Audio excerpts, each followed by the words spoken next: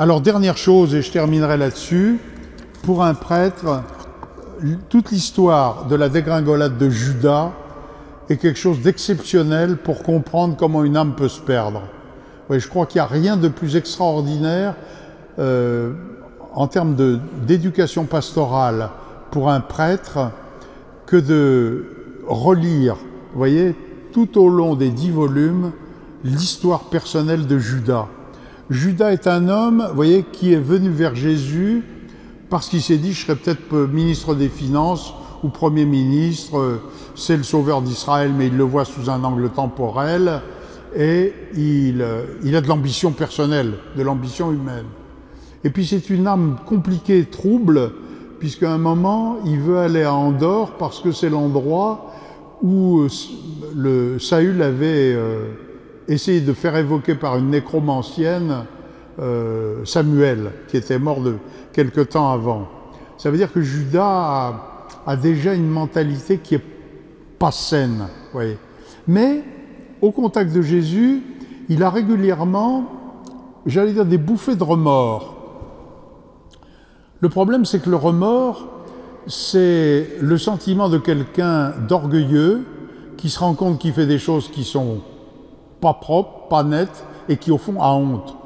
Le remords, c'est très différent du repentir. Vous voyez, il y a 3 mots qu'on utilise quelquefois un petit peu à tort et à travers, c'est regret, repentir et remords. Regret, ça veut dire oui, j'ai fait ça, ben j'aurais pas dû le faire, voilà, bon. Remords, ça veut dire j'ai honte de ce que j'ai fait. Le repentir, c'est autre chose, c'est je vais changer.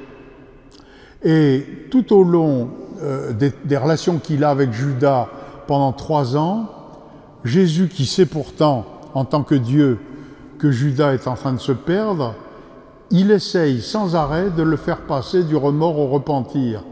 C'est-à-dire de le pousser à changer de vie.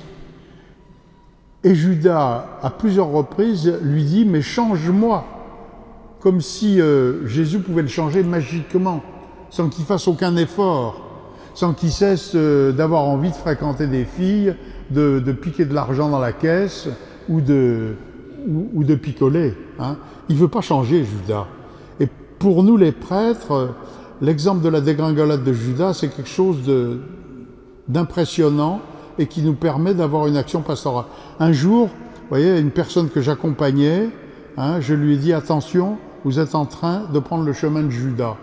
Ça l'a énormément secoué, inutile de vous dire, et ça l'a fait réfléchir. Ça l'a fait réfléchir parce que se rendre compte qu'on est en train de prendre le chemin de Judas, et quand on lit Valtorta notamment et qu'on s'aperçoit que à la fin de sa vie, Judas est complètement dans la main du diable, vous voyez, c'est quelque chose d'impressionnant.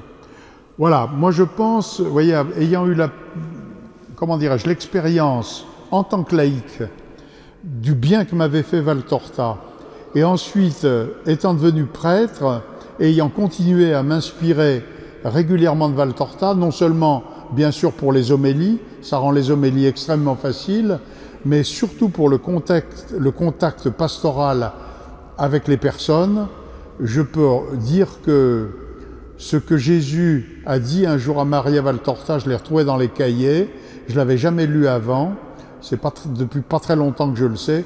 Jésus a dit « j'ai fait cette œuvre principalement pour les prêtres ». J'ai fait cette œuvre principalement pour les prêtres.